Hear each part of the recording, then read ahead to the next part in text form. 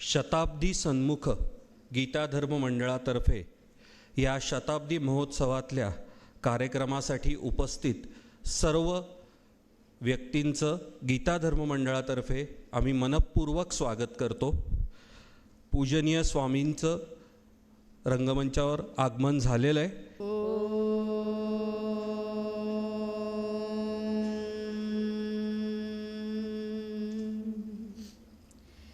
पार्थाय प्रतिबोधितां भगवता नारायणेन स्वयं व्यासेन ग्रथितां पुराणमुनिना मध्ये महाभारतम् अद्वैतामृतवर्षिणीं भगवतीम् अष्टादशाध्यायिनीम् अम्ब त्वामनुसन्दधामि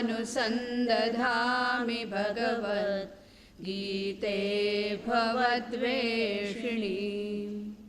नमोऽस्तु ते व्यासविशालबुद्धे फुल्लारविन्दायतपत्रनेत्र येन त्वया भारततैलपूर्णः प्रज्वालितो ज्ञानमयः प्रदीपः. प्रपन्नपारिजाताय स्तोत्रवेत्रैकपाणये ज्ञानमुद्राय कृष्णाय गीतामृतदुहे नमः. वसुदेवसुतं देवं कंसचाणूरमर्दनं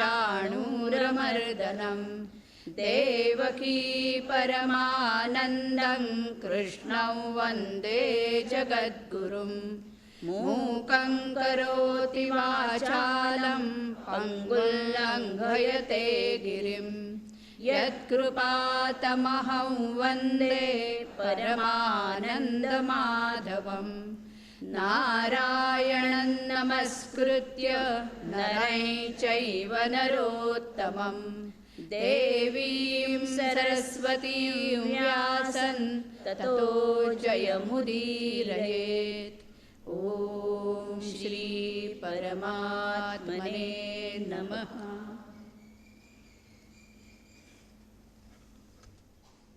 महाराष्ट्राचेच नव्हे तर भारतवर्षाचे प्रेरणा स्रोत पूजनीय स्वामीजी, कार्यकारिणीमध्ये माझे ज्येष्ठ सहकारी प्राचार्य कोंढवेकर आणि हरिभक्तपरायण मोरेश्वरबुवा जोशी, मंडळाच्या कार्यवाह विन्याताई मेहेंदळे आणि गीता धर्म मंडळाच्या अगत्याच्या निमंत्रणावरून शनिवार रविवार नसूनसुद्धा अशा दिवशी आपण ज्या संख्येनं उपस्थित आहात हे पाहून गीता धर्म मंडळाच्या कोणाही कार्यकर्त्याला अत्यंत आनंद होणार आहे.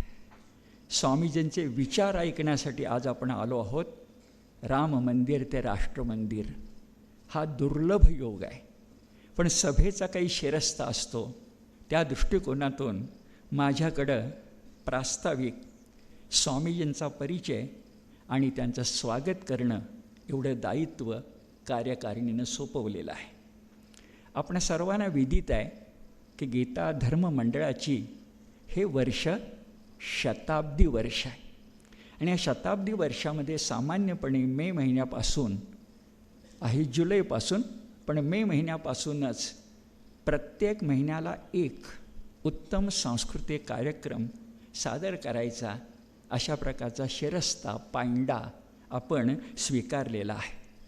अधिक वेळ घेत नाही, पण याच ऑगस्ट महिन्यात काल आणि आज स्वामीजींच्याच प्रेरणेनं आणि मार्गदर्शनानं महाराष्ट्रामध्ये जितक्या गीता सेवा संस्था आहेत त्यांचं एक प्रातिनिधिक शिबिर हे काल आणि आज संपन्न झालं. या वेळेला आकडा सांगायचा तर नागपूरपासून मुंबईपर्यंत, कोल्हापूरपासून अमरावतीपर्यंत आणि कराडपासून चंद्रपूरपर्यंत 36 संस्थांचे प्रत्येकी 2 प्रतिनिधी उपस्थित होते आणि त्याचं उद्घाटन कालच स्वामींनी केलं आहे. आणि अत्यंत विशेष गोष्ट अशी की उद्घाटन करताना गीता महाभारतांतर्गत काय आहे समजावून सांगताना स्वामीजींनी गीता धर्म हाच राष्ट्रधर्म आहे असं काही आवर्जून आणि गरजून सांगितलं की गीता धर्म मंडळातली माणसंच नव्हे दगडे थरारले असतील अशा प्रकारची स्थिती काल आम्ही सगळ्यांनी अनुभवलेली आहे. याला धरूनच विषय पुरा करतो पुन्हा मागे येतो की या 36 लोकांनी स्वामीजींच्या मार्गदर्शनानं काल त्यांचं उद्घाटन आणि आज दुपारी या सगळ्यांनी एकमुखानं गीता सेवा संस्था मंच या नावाची संघटना स्थापन केलेली आहे. वर्षातून एकदा ती एकत्र येणार आहे. वर्षभर विकेंद्रित आचार करणार आहे. वर्षातून एकदा केंद्रित विचार करणार आहे आणि त्याला संपूर्ण मार्गदर्शन स्वामीजी करणार आहेत. स्वप्न असं आहे की महाराष्ट्रातल्या सगळ्या संघटनानंतर भारतातही गीता ही संघटना झाली पाहिजे. आणि एक वाक्य बोलून मागं पुन्हा येतो, योग दिवसाप्रमाणेच आंतरराष्ट्रीय योग दिवसाप्रमाणेच गीता जयंतीचा दिवस तिथीनं तारखेनं नाही तिथीनं जगभर गीता जयंती विश्व ग्रंथराज दिन म्हणून साजरा व्हायला पाहिजे. यासाठी हा मंच स्थापन करण्यात आला आहे. आता पुन्हा मागं आल्यानंतर स्वामीजींनी काल गीताधर्म हाच राष्ट्रधर्म सांगितला आणि मी आत्ता म्हटलं आम्ही थरारलो. नुसतं थरारलो नाही याचं कारण असं 100 वर्षापूर्वी प्रज्ञाचक्षू सदाशिव शास्त्री भिडे आणि लोकमान्यांचे नातू पत्रकार महर्षी गवई केतकर या 2 महामनांनी लोकमान्यांच्याच प्रेरणेतून गीताधर्म मंडळाची स्थापना केलेली आहे. गीता रहस्य हा ग्रंथ कपाटात राहायला नको, तो समाज मंदिरात झाला पाहिजे आणि यासाठी एक सांस्कृतिक संस्था पाहिजे. ही लोकमान्यांची प्रेरणा होती आणि तीच आपण पुढे नेत आहोत.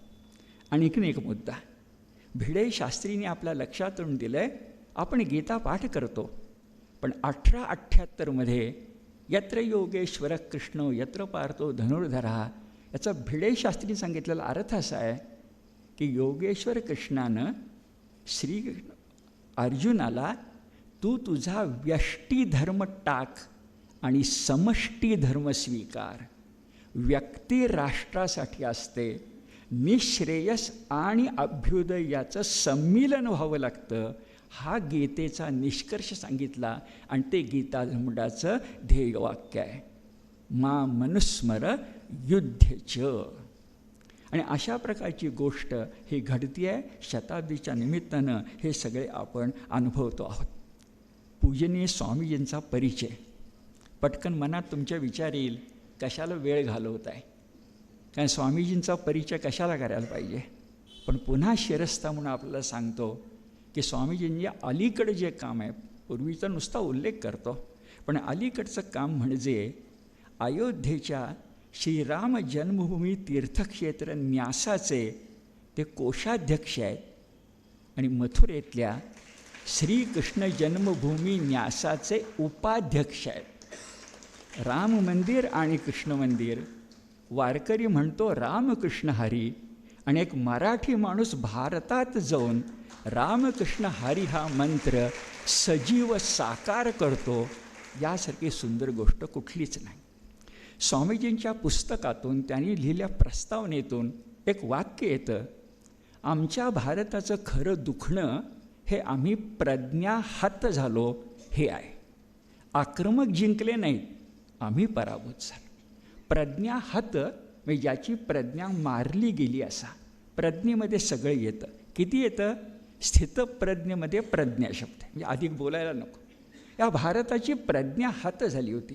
ती प्रज्ञा समृद्ध करायचं काम गोविंदगिरी महाराजांनी गेली 4 दशकं 5 दशकं 2 गोष्टीतून केलं आहे. एक त्यासाठी संस्था उभारायच्या आणि दुसरं वाकयज्ञ पुरा करायचा. संस्था सांगायचा तर आपल्या सगळ्यांना माहिती आहे, ते म्हणजे ज्याला आपण महर्षी वेदव्यास प्रतिष्ठान म्हणतो, आपल्या सगळ्यांना माहिती आहे. गीता परिवार आपल्याला माहिती आहे. स्वामीजी स्वतः धर्मश्री आहेत आणि त्यांचं कार्यही धर्मश्रीसारखं आहे. या संस्था आपल्या सगळ्यांना माहिती आहे. आणि वाकयज्ञाचा उल्लेख करायचा तर मी मुद्दामून उल्लेख करतो.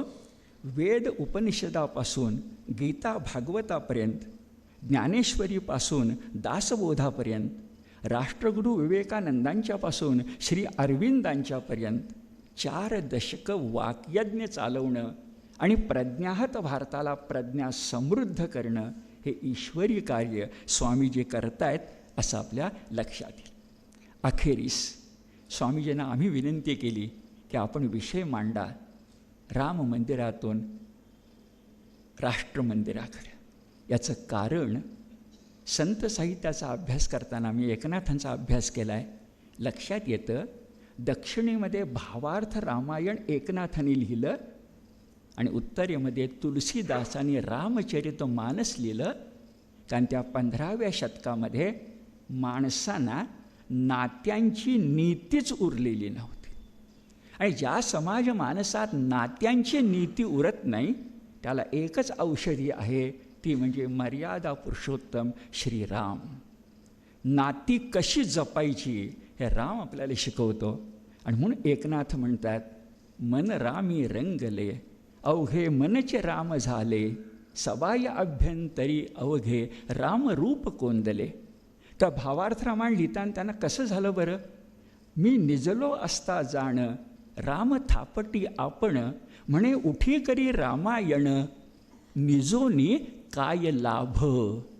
असा राम जागवण्याचं काम या राष्ट्रात घडलं तर रामराज्य निर्माण होणार आहे. आणि त्या कार्याची पायाभरणी श्रीराम मंदिर उभारून होते, ज्याचे कोषाध्यक्ष नव्हे त्या ठिकाणच्या प्रत्येक गोष्टीत, उदाहरणार्थ प्रदक्षिणा घालताना सगळी भारतीय संस्कृती डोळ्यासमोर चित्राच्या माध्यमातून आली पाहिजे, ह्यासाठी कष्ट करणारे आपले स्वामीजी आहेत. किती बारीक दृष्टी असावी. अशा प्रकारच्या स्वामीजींचं आज आपण उद्बोधन ऐकणार आहोत राम मंदिरातून राष्ट्रमंदिराकडे. तत्पूर्वी गीताधर मंडळाच्या वतीनं आम्ही त्यांचा सत्कार करू इच्छितो आणि म्हणून मी माझ्या 2 ज्येष्ठ मित्रांना त्यासाठी आमंत्रित करतो. मंडळाच्या वतीनं बृहत गीता ही स्वामीजींना आपण अर्पण करतो आहोत.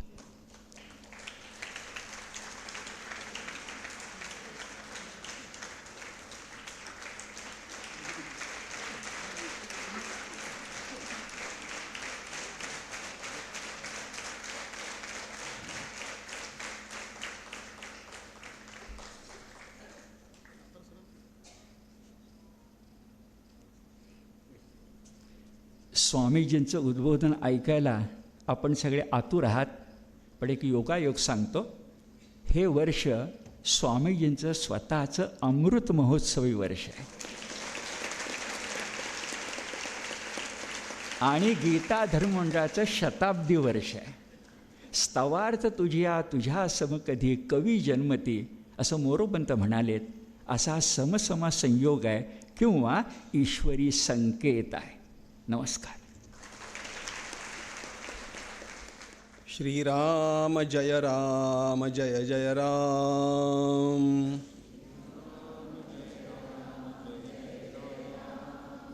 श्रीराम जय राम जय जय राम.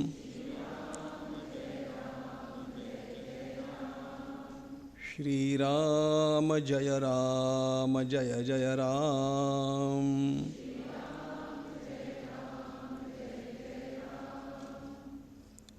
वर्णानाम् अर्थसंघानां रसानां छन्दसामपि मंगलानां च कर्तारौ वन्दे वाणी विनायकौ.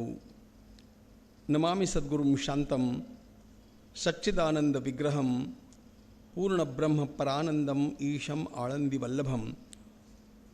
प्रपन्नपारिजाताय तोत्रवेत्रैकपाणये ज्ञानमुद्राय कृष्णाय गीतामृतदुहे नमः. माधुर्यरसकल्लोलां शिवशक्त्यैकरूपिणीम् अमृतानुभवार्थाय वंदे ज्ञानेशनंदिनीं यस्य वेदमयी वाणी यस्य देवमयी तनुः यस्य ब्रह्ममयी दृष्टिः स गुरुः पातु मां सदा।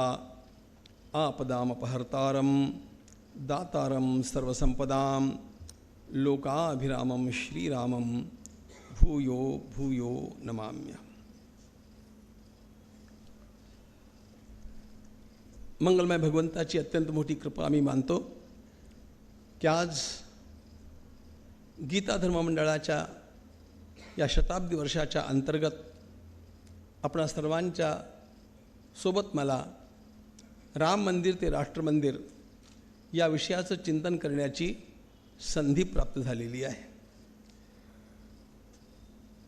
सर्वात आधी गीता धर्म मंडळाचे आत्तापर्यंतचे जितके अत्यंत श्रेष्ठ समर्पित कार्यकर्ते होऊन गेले, पदाधिकारी होऊन गेले, त्या सर्वांच्या त्या गीता भक्तीला मी अभिवादन करतो। आत्ताच गवी केतकरांचं नाव ऐकलं आणि एकदम मला प्रसंग आठवला। ही सुमारे 78-80च्या आसपासची गोष्ट आहे। नगरला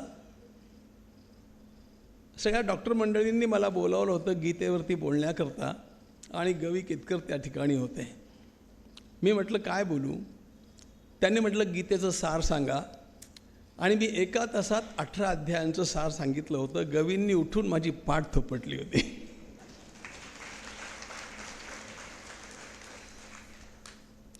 ही नगरची गोष्ट आहे। ही सगळी समर्पित मंडळी अशा प्रकारचं जे कार्य करत गेली त्याचा परिणाम आहे की आपल्याला नवीन भारताचा उषःकाल आता दिसू लागलेला आहे। आणि या नवीन भारताच्या उषःकालात ज्या अत्यंत महत्त्वाच्या घटना आपण बघतो त्यामध्ये अयोध्येचं राम मंदिर ही फार मोठी लक्षणीय घटना आहे। राम मंदिर ही काही नवीन गोष्ट आपणाला नाही आहे। गावागावातनं प्रभू रामचंद्रांची मंदिरं असतात आणि या सगळ्या मंदिरांच्या बद्दल आपल्या मनामध्ये आत्यंतिक आस्था असते। पण या राम मंदिरांच्या पेक्षा काहीतरी वेगळं अयोध्येतल्या राम मंदिरामध्ये आहे। ते केवळ प्रभू रामचंद्रांचं मंदिर नाही तर ते अशा प्रकारचं मंदिर आहे ज्या ठिकाणी संपूर्ण सनातन धर्मीय समाज, संपूर्ण भारतीय राष्ट्र आपल्या सगळ्या निष्ठा एकवटून त्या मंदिराच्या उभारणीच्या क्षणाची वाट बघत आहे। जेव्हा या अयोध्येच्या मंदिराच्या इतिहासाकडे आपण बघतो तेव्हा केवळ 2.5 एकराच्या त्या भूमीकरता झालेल्या बलिदानांची मालिका बघत असताना डोळे विस्फारले जातात, मन भरून येतं, नेत्रांच्या कडा पाणावतात। आणि किती पोटतिडकीनं या देशानं, या समाजानं त्या जन्मभूमीवरती प्रेम केलं हे लक्षात येऊन खरोखर मन भरून येतं। अयोध्या हा भारतीय राष्ट्राचा प्राणबिंदू आहे। अयोध्या, मथुरा, माया, काशी, कांची, अवंतिका, पुरी, द्वारावती चैव सप्तैता मोक्षदायिका आपण सगळेच जण जाणतो आणि म्हणतो। यामध्ये अयोध्येचं नाव पहिल्यांदा येतं आणि ही अयोध्या संपूर्ण विश्वाची पहिली राजधानी हे लोकांना ठाऊक असलं पाहिजे। अयोध्येचा संस्थापक कोण, निर्माता कोण? म्हणूना मानवेंद्रेण सा पुरी निर्मिता पुरा। वाल्मिकी रामायणामध्ये स्पष्ट उल्लेख आहे, म्हणूना मानवेंद्रेण। पहिल्यांदा तर ही गोष्ट लक्षात घेतली पाहिजे की ज्या मनूबद्दल आकांत केला जातो ते भगवान मनू हे ब्राह्मण नव्हते, ते क्षत्रिय होते, ते राजे होते आणि त्यांनी या पुरीची, या नगरीची स्थापना केली। म्हणून मानवेंद्रेण सा पुरी निर्मिता पुरा। विश्वाची राजधानी असलेली ही अयोध्या आणि त्या ठिकाणी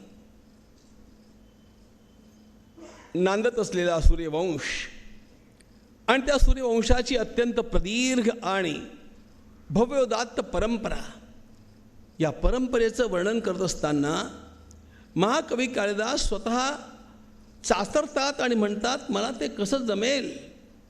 कारण या ठिकाणी राज्य करणारे राजे केवळ राजे नव्हते, तर ते जीवनादर्शांचे मूर्तिमंत पुतळे होते.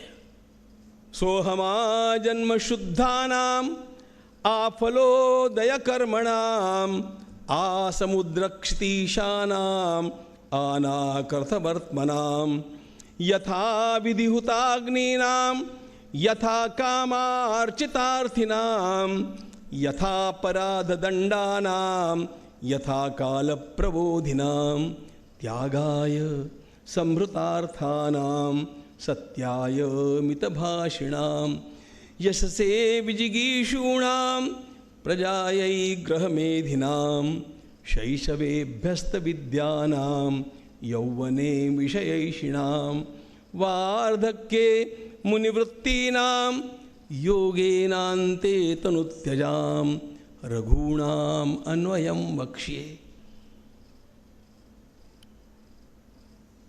ही सगळी भव्योदात्त जीवनमूल्य आहे, जी जीवनमूल्य आपणाला त्या अयोध्येत राज्य करणाऱ्या या रघुवंशीय राजांच्या मध्ये ओतप्रोत भरलेली दिसतात. राम मंदिर ते राष्ट्र मंदिर हा प्रवास आपल्याला करायचा आहे. राष्ट्र म्हणजे काय हे कळायचं असेल तर पहिल्यांदा त्या राष्ट्राच्या जीवनमूल्यांचा परिचय झाला पाहिजे. सगळे देश सारखे नसतात, सगळी राष्ट्र सारखी नसतात.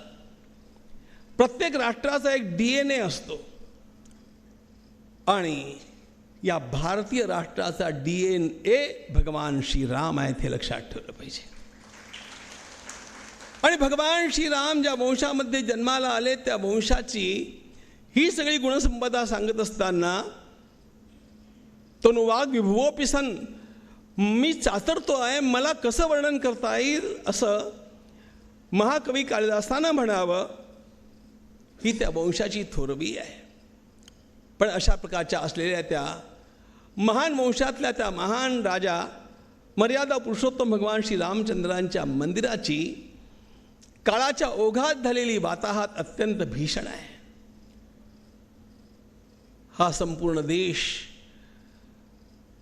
समृद्ध होता, हा संपूर्ण देश संपन्न होता, सज्जनतेनं भरलेला होता आणि सुखा समाधानात नांदत होता. आणि अशा प्रसंगी ज्या गिधाडांची दृष्टी या देशाकडे वळली, त्या गिधाडांनी, त्या लांडग्यांनी या देशातल्या संपत्तीची केवळ लूट केली नाही, तर या देशातल्या सगळ्या मानबिंदूंना नष्ट करण्याचा अत्यंत भीषण प्रयत्न याकरता केला की त्यांना केवळ संपत्ती लुटायची नव्हती, तर या देशातली संस्कृती संपवून टाकायची होती. म्हणून हे आक्रमण सर्वंकष आक्रमण होतं.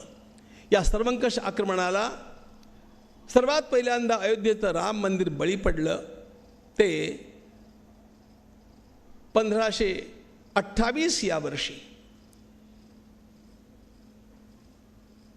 आक्रमण करणारा बाबर, त्यानं पाठवलेला आपला सेनापती मीर बाकी यानं जेव्हा ते मंदिर उद्ध्वस्त केलं, मुळात ह्या मंदिराची निर्मिती भगवान श्री रामचंद्रांचे ज्येष्ठ पुत्र कुश यांनी केलेली होती. प्रभू रामचंद्रांच्या पश्चात कुशाचा राज्याभिषेक झाला. लोक सामान्यतः लवकुश असा शब्द वापरतात, पण ठाऊक हे असलं पाहिजे त्यामध्ये कुश मोठा होता, म्हणून वाल्मिकी रामायणामध्ये कुठे लवकुश हा शब्द येत नाही, कुशी लवऊ असा शब्द येतो. म्हणून गीत रामायणात ते आपण बघाल, गीत रामायण सगळं वाल्मिकी रामायणावरती बेतलेलं आहे. उपमांच्या सहित आणि सगळ्या त्यातल्या प्रतिभेच्या सगळ्या कवडशांच्या सहित आपणाला हे दिसतं, दाखवता येतं. कुशलव रामायण गाती असंच त्यांनी म्हटलेलं आहे. या महाराज कुशांनी आपल्या पूज्य पित्याचं ते मंदिर त्या ठिकाणी उभं केलं. काळाच्या प्रवाहात शरयूच्या पुरांच्या मधनं ते क्षतिग्रस्त झालं. त्यानंतर महाराज विक्रमादित्यांनी पुन्हा अत्यंत विशाल मंदिर त्या ठिकाणी उभं केलं.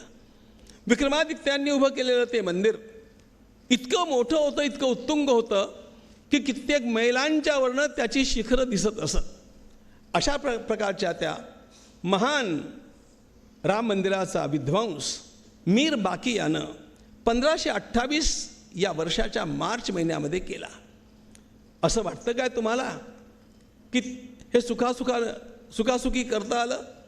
जेव्हा त्या मंदिराचा विध्वंस करण्याकरता हे मोगल पुढे सरसावले तेव्हा त्या ठिकाणी पहिला लढा दिला तो त्या ठिकाणच्या नागा साधूंनी दिला. हे नागा साधू त्याकरता प्राणपणानं लढले, धारातीर्थी पडले. मंदिर एकदम नष्ट करता आलं नाही. त्या मंदिराची भूमी पुन्हा पुन्हा मुक्त करण्याकरता त्यानंतर जो संघर्ष चालला, लक्षात घ्या 1528 पासनं हा संघर्ष चालू होता. त्या संघर्षाचा विराम 2019 मध्ये झाला. हा संघर्ष एकूण त्याच्याकरता 78 लढे झाले आणि या लढ्यांच्या मध्ये त्या ठिकाणी धारातीर्थी पडलेल्या वीरांची संख्या 3 लाखाहून अधिक आहे. त्यामध्ये तर आमच्या मातृशक्तीनं जयदेवी नावाच्या एका क्षत्राणीनं 3000 महिलांची फौज घेऊन त्या मंदिराच्या मुक्तीकरता आक्रमण केलं आणि त्या सगळ्या महिला त्या ठिकाणी धारातीर्थी पडल्या. या महिलांची ही शक्ती, ही मातृशक्ती, ही साधूंची शक्ती, ही शिखांच्या मधल्या निहंग संप्रदायातल्या अत्यंत थोर लढवय्या लोकांची शक्ती वारंवार त्या ठिकाणी अशा प्रकारची युद्ध, अशा प्रकारच्या लढाया चालूच होत्या आणि त्या सातत्यानं चालत असलेल्या 5 शतकातल्या लढायांचा जो अलीकडचा जो भाग आहे तो आपल्या सर्वांच्या समोर आहे. अलीकडच्या त्या संघर्षाचा आरंभ झाला तो 1984 या वर्षी, ज्या वर्षी मी त्याच्याशी जोडला गेलो. पहिली धर्मसंसद आमच्या देशातल्या साधू संतांनी घेतली ती दिल्लीमध्ये विज्ञान भवनामध्ये घेतली. ती 1984 मध्ये घेतली आणि त्या पहिल्या धर्मसंसदेपासून मी त्या कामाशी जोडला गेलो. या धर्मसंसदेमध्ये श्रीराम जन्मभूमी मुक्ती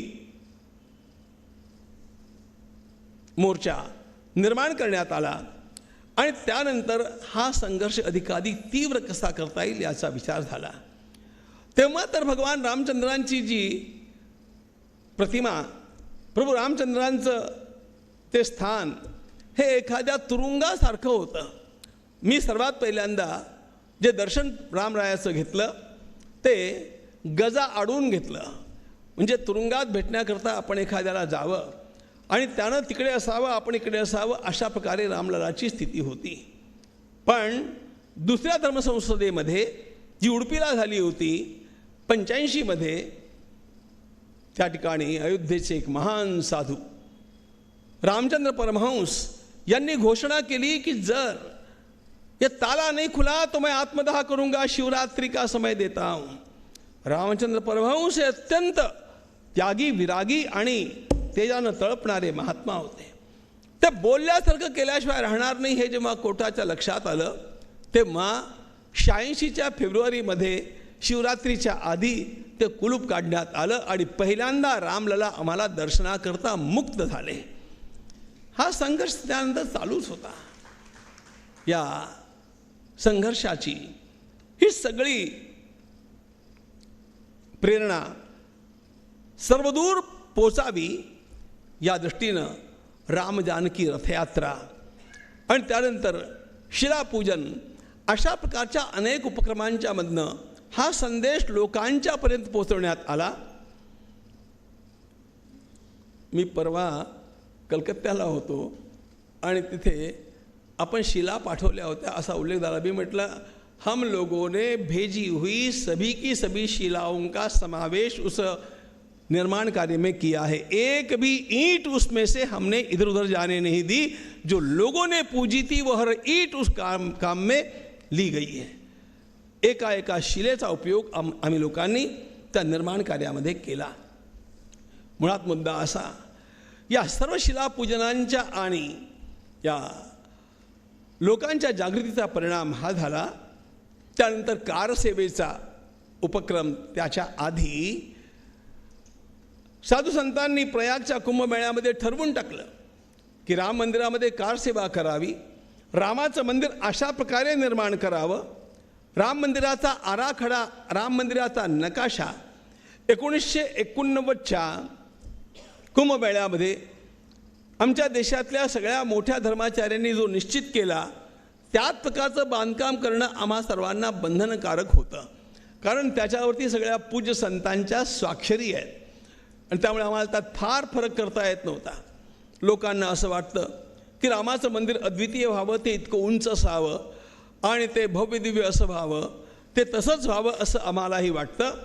पण साधू संतांनी आपल्या हस्ताक्षरानं जो नकाशा आम्हाला दिला, त्यामध्ये जितका फरक करता येईल तितका आम्ही केला, त्याचा जितका विस्तार करता येईल तितका केला, पण त्याला मर्यादा होत्या हे लक्षात ठेवलं पाहिजे. याचं कारण या देशातला आसेतू हिमाचल साधू समाज त्या ठिकाणी एकत्रित झाला होता आणि सगळ्याच साधू महात्म्यांच्या त्याच्यावरती सह्या आहेत.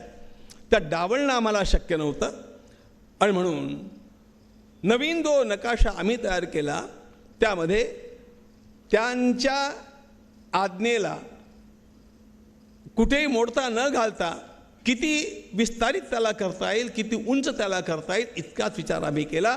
त्या मूळ आराखड्याला बाध न येता आम्हाला काम करायचं होतं. 89मध्ये ही घटना घडली आणि त्यानंतर ज्या झालेल्या एका कारसेवेमध्ये आमच्या कारसैनिकांच्या कशाप्रकारे कत्तली झाल्या, कशाप्रकारे कारसेवकांनी आत्मार्पण त्या ठिकाणी केलं. अरे एका एका घरातली सगळी भावंड त्या ठिकाणी गेली, पण मागे नाही हटले. लोकांचं प्रभू रामचंद्रांच्या वरती किती प्रेम आहे हे या सगळ्या गोष्टींच्या मधनं अशा प्रकारे दृग्गोचर होतं आणि ते बघून खरोखर अंतःकरण भरून येतं. शेवटी 92च्या कारसेवेच्या मध्ये तो विवादित ढाचा उद्ध्वस्त केला गेला आणि राम मंदिर बनण्याची शक्यता त्या ठिकाणी सर्वात पहिल्यांदा निर्माण झाली. हे झाल्यानंतर मग नंतर जे काही निर्बंध निर्माण झाले, त्यातनं काही ज्या गोष्टी घडल्या त्या अलीकडच्या असल्यामुळे आपणा सर्वांना ठाऊक आहे. पण शेवटी 9 नोव्हेंबर 2019 या दिवशी न्यायालयानं निर्णय दिला आणि त्या न्यायालयाच्या निर्णयानुसार 5 शतकांच्या लढ्यानंतर ही रामजन्मभूमी पुन्हा मंदिर निर्माण करण्याकरता मुक्त झाल्याची घोषणा झाली. मुद्दा असा आहे, 2.5 एकराच्या त्या भूमीकरता इतका मोठा संघर्ष का करावा लागला आणि या समाजानं का केला? एखादी जखम अशा प्रकारे कायमची टिकवून ठेवणं, त्याला फुंकर घालत राहणं आणि कशा प्रकारे ती नीट करता येईल याकरता सातत्यानं प्रयत्नशील राहणं, हे अवघ्या समाजानं का केलं? याचं कारण आहे आमच्या संपूर्ण देशाचा सर्वोच्च मानबिंदू भगवान श्रीराम हे आहे, ते लक्षात ठेवा. ज्या एका शब्दानं हा सगळा देश बांधला जाऊ शकतो असा शब्द राम हाच आहे आणि राम हाच नेहमी राहणार आहे. हे बघायचं असेल तर भगवान रामचंद्रांच्या बद्दल निर्माण झालेलं साहित्य आपण बघा. भगवान रामचंद्रांची ही कथा केवळ संस्कृत भाषेमध्ये सांगितली गेली नाही, तर आमच्या देशातल्या प्रत्येक भाषेमध्ये प्रत्येक श्रेष्ठ साहित्यिकाला, प्रत्येक श्रेष्ठ कवीला असं वाटलं की जोपर्यंत मी रामाबद्दल लिहित नाही तोपर्यंत माझी लेखणी पूर्णतेला पोचत नाही. प्रत्येकाला असं वाटतं त्याच्या लेखणीतनं काहीतरी रामाबद्दल लिहिलं जावं. अशा प्रकारची अहमभूमिका या देशामध्ये निर्माण झाली. किती रामकथा असाव्यात? आत्ता उपलब्ध असलेल्या रामकथा, अपूर्ण रामकथांची मी संख्या सांगत नाही, पण या देशातल्या सगळ्या प्रादेशिक भाषांच्या मधनं असलेल्या रामकथांची जर बेरीज केली तर ती 220पेक्षा अधिक आहे. 220पेक्षा अधिक रामकथा या देशामध्ये प्रचलित आहेत. मराठी भाषेमध्ये आपणाला भावार्थ रामायण ठाऊक आहे, रामविजय ठाऊक आहे, कृत्तिवास रामायण बंगलातलं ठाऊक आहे, कम्म रामायण तामिळनाडूतलं ठाऊक. अशा प्रकारे या देशातल्या प्रत्येक प्रदेशातल्या सगळ्या साहित्यिकांनी रामरायाचा गुणगौरव केल्याशिवाय आपल्या लेखणीला विराम न देण्यामध्ये धन्यता मानली. आणि रामरायाबद्दल ते आवर्जून काही ना काही भक्तिभावानं लिहित राहिले. या देशातल्या प्रत्येक साहित्यिकाला असं वाटावं, प्रत्येक भाषेतल्या उत्तम साहित्यिकाला असं वाटावं. याचा अर्थच हा आहे की हा राम हा देशातल्या कानाकोपऱ्यात आणि या देशातल्या प्रत्येकाच्या अंतःकरणात विराजमान झालेला आहे. ही रामकथा भिन्न भिन्न प्रकारे सगळीकडे गायली जाते. अर्थातच त्यामुळे त्या रामकथेमध्ये अनेक प्रकारची परिवर्तनही घडली. अनेकांनी आपापल्या श्रद्धेप्रमाणे, आपापल्या भावनेप्रमाणे, नवे नवे आपापल्या साक्षात्काराप्रमाणेही ती कथा गायली. ज्यानं ज्या प्रकारे गायली त्या प्रकारची कथा आम्ही पूज्य मानतो, कारण तो रामाबद्दल बोलत गेला. रामाबद्दल अशा प्रकारचं सर्वांनी गाण्यामध्ये धन्यता मानली. याचं कारण असं आहे की भगवान श्रीरामांनी हा देश बांधला, ही संस्कृती बांधून ठेवली. भगवान रामचंद्रांचे जीवनादर्श आणि त्यांचं जीवित कार्य अशा प्रकारचं आहे. एखाद्या राष्ट्रानं जर महान व्हायचं असेल तर त्यानं काय काय केलं पाहिजे आणि ते त्याच्या जीवनामध्ये कशा प्रकारे करून दाखवता येतं हे भगवान रामचंद्रांनी आपणाला त्यांच्या जीवित कार्यामध्ये करून दाखवलं. आमच्या सगळ्या संतांनी, आमच्या सगळ्या आचार्यांनी, आमच्या सगळ्या ऋषींनी निर्विवादपणे धर्म म्हणजे काय याची व्याख्या करताना एकच गोष्ट सांगून टाकली की धर्माची चर्चा कशाला करता, किती ग्रंथ वाचत बसणार, किती वाचले तरी ते संपणार नाहीत. आणि त्यामुळे रामाला जाणा म्हणजे धर्म आपोआप जाणता येतो. रामो विग्रहवान धर्म. भगवान श्री रामचंद्रांचे गुरु असलेल्या वसिष्ठांचं हे वाक्य आहे, रामो विग्रहवान धर्म. धर्म याचा अर्थ एखादा उपासना संप्रदाय नाही. ऑल मॉरल व्हॅल्यूज पर्सॉनिफाईड, सगळीच्या सगळी जीवनमूल्य आपणाला ज्या एका ठिकाणी दिसतात ते म्हणजे भगवान श्रीराम. रामचंद्रांचं जीवन हे सगळ्या गुणांनी अलंकृत अशा प्रकारचं जीवन आहे. अगदी वाल्मिकी रामायणाचा आरंभच केला तर काय विचारलं महर्षी वाल्मिकींनी नारदानं, कोस्मन कोन्वस्मिन् सांप्रतम लोके गुणवान कश्च वीर्यवान. गुणवान कश्च वीर्यवान धर्मज्ञश्च कृतज्ञश्च सत्यवाक्यो दृढव्रतः चारित्रेण च को युक्तः सर्वभूतेषु को हितः विद्वान कः समर्थश्च कश्चैक प्रियदर्शिनः. एकंदर 16 गुण त्यांनी विचारले. या सर्व गुणांचा समावेश एखाद्या व्यक्तिमत्वामध्ये होतो का असा वाल्मिकींचा प्रश्न आहे. आणि वाल्मिकींनी बोलता बोलता हे पण विचारलं, मला देवाचं काही सांगू नका, मला माणसाबद्दल सांगा. असा कोणी पुरुषोत्तम या जगाच्या पाठीवरती आहे का? देवर्षी नारदांनी म्हटलं, अशा पुरुषोत्तमाचंच नाव मी तुम्हाला सांगतो. श्रूयताम नरः, मी तुम्हाला मानवाचं नाम सांगतो. वाल्मिकी रामायणामध्ये भगवान श्रीराम भगवान आहेतच, पण वाल्मिकी रामायणामध्ये त्यांचं जे चित्रण आहे ते मानवीय चित्रण आहे. मानवीय मर्यादांचं पालन करीत प्रभूंनी केलेली ती लीला आहे. आणि त्यामुळे श्रूयतान नरः असं म्हणून त्यांनी प्रभू रामचंद्रांचं वर्णन करायला आरंभ केला. मुळात अशा प्रकारच्या जीवनमूल्यांची साकार मूर्ती असलेल्या भगवान श्रीरामचंद्रांनी आम्हाला सर्व काही शिकवलं. सर्व काही शिकवलं म्हणजे काय शिकवलं? एक राष्ट्र निर्माण व्हायचं असेल तर काय काय लागतं? कुठलंही राष्ट्र 3 गोष्टींच्या वरती अवलंबून असतं. 3 गोष्टी असतील तर त्याला राष्ट्र म्हणतात. पहिली गोष्ट, भूमी असणं आवश्यक आहे. जर भूमी नसेल तर त्याला राष्ट्र म्हणता येत नाही.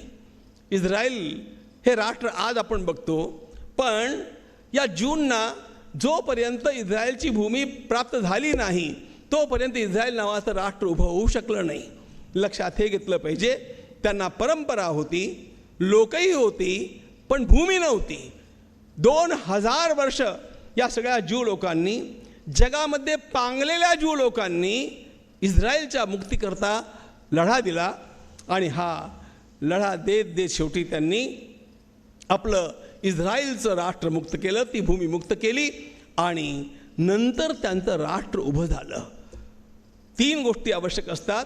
एक भूमीची आवश्यकता असते, लोकांची, जनतेची आवश्यकता असते आणि त्या जनतेला एक अत्यंत प्रदीर्घ परंपरा असण्याची आवश्यकता असते. तेव्हा ते राष्ट्र होतं, नाहीतर राष्ट्र होत नाही. आफ्रिकेमध्ये भूमी पण आहे, टोळ्या होत्या, पण त्या सर्वांना समाविष्ट करणारी एकही परंपरा नव्हती, म्हणून ते राष्ट्र नव्हतं. भूमी नसल्यामुळे ज्यूंचं आधी राष्ट्र नव्हतं. आफ्रिकेचं राष्ट्र परंपरा, सर्वांना समाविष्ट करून घेणारी एक परंपरा नसल्यामुळे ते राष्ट्र आधी नव्हतं. आणि ज्या ठिकाणी भूमी पण असते, परंपरा पण असते, पण त्या परंपरेप्रमाणे जगणारे लोक नसतात, तेही राष्ट्र होऊ शकत नाही. आजचा जो ग्रीस आहे ते ग्रीक राष्ट्र आता नाही आहे. खरं म्हणजे ग्रीसची परंपरा फार उज्ज्वल आहे. जेव्हा सॉक्रेटिस, प्लेटो, अरिस्टॉटल यांचा अभ्यास आम्ही करत असू तेव्हा थक्क व्हायचं की किती उदात्त हे विचार आहेत. अगदी आपल्या ऋषींच्या प्रमाणे असलेले ते विचार, अशा प्रकारची परंपरा, कला, क्रीडा, तत्त्वज्ञान सर्व क्षेत्रांच्या मध्ये आघाडीवरती असलेला तो ग्रीस, त्यांची ती परंपरा. आज लोकही आहेत, भूमीही आहे, त्यांना परंपरा आहे, पण ती परंपरा आपल्या जीवनात उतरवणारा एकही आता उरलेला नाही. सगळे अमेरिकनाइज्ड झालेले आहेत आणि त्यामुळे आता ते प्राचीन ग्रीक राष्ट्र राहिलेलं नाही. या 3 गोष्टी महत्त्वाच्या आहेत. राष्ट्र जगणं म्हणजे काय, त्याच्याकरता या 3 गोष्टींची आवश्यकता असते. भगवान रामचंद्रांनी आपल्या जीवन कालामध्ये जे करून दाखवलं ते या 3ही लोकांच्या करता ते फार महत्त्वाचं आहे. प्रभू रामचंद्रांचा प्रवास हा उत्तरेपासून दक्षिणेपर्यंत, दक्षिणेच्या टोकापर्यंत आहे. भगवान श्रीकृष्णांचा प्रवास हा पश्चिमेपासून म्हणजे द्वारकेपासून मणिपूरपर्यंतचा आहे. आणि म्हणून श्रीराम आणि श्रीकृष्ण हे या देशाचे ताणाबाणा आहेत. ताणाबाण्यानं वस्त्र विणलं जातं.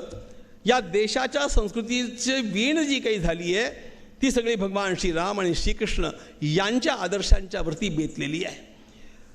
प्रभू रामचंद्रांनी आत्ता रामकृष्ण हरी याचा उल्लेख केला. मला एकदम गुलाबराव महाराजांचं एक वाक्य आठवलं. राम से नीति सीखना, कृष्ण से युक्ति सीखना और हरि का भजन करके मुक्ति प्राप्त करना.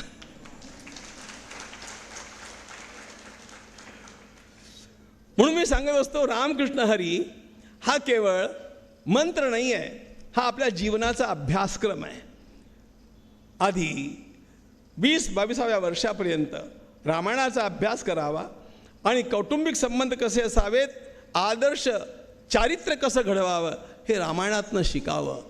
रामापासून नीती शिकावी, पण जीवनाच्या संघर्षामध्ये कसं जिंकावं हे कृष्णापासून शिकावं. त्याकरता महाभारत वाचावं. आणि त्यानंतर मराठी भाषेत फार चांगलं म्हणतात, हरिहरी करण्याचे दिवस आले, रामकृष्ण हरी, मग भागवत ऐकावं. म्हणून रामायण, महाभारत आणि श्रीमद भागवत हा आमचा अभ्यासक्रम आहे. कशाचा अभ्यासक्रम आहे असा प्रश्न कदाचित तुमच्या मनात येईल. उपजीविकेचे अभ्यासक्रम तुम्ही गिरवलेत, अभ्यासलेत, पण हा जीवनाचा अभ्यासक्रम आहे. जीविकेकरता होणारं शिक्षण वेगळं आणि जीवनाकरता होणारं शिक्षण वेगळं. जीवनाकरता शिकायचं असेल तर रामायण वाचावं, नंतर महाभारत अभ्यासावं आणि त्यानंतर भागवताचं श्रवण करावं किंवा वाचन करावं आणि मुक्त होऊन निघून जावं आनंदानं. हा आपला अभ्यासक्रम. तर राम आणि कृष्ण हे या देशाचे ताणाबाणा आहेत. प्रभू रामचंद्रांनी उत्तरेपासून दक्षिणेपर्यंत जे काम केलं ते काम सगळीकडे निर्माण झालेल्या अंधकाराला कसं चिरावं अशा प्रकारचं ते काम आहे. थोडा विचार करा, आपण रामचरित्र तशा भूमिकेतनं अभ्यासत नाही, पण संपूर्ण जगामध्ये काळोख पसरलेला होता. महाराज दशरथसुद्धा हतबल होते, महाराज जनकसुद्धा हतबल होते, मोठमोठे राजे होते, पण ते सगळे हतबल होते, रावणापुढे हतबल होते. हा आपला महाराष्ट्र, याचं नाव जनस्थान, या ठिकाणी खरं दूषण त्रिशिरा यांची राज्य होती. आणि हे सगळे राक्षस म्हणजे काय, टोपीवाले.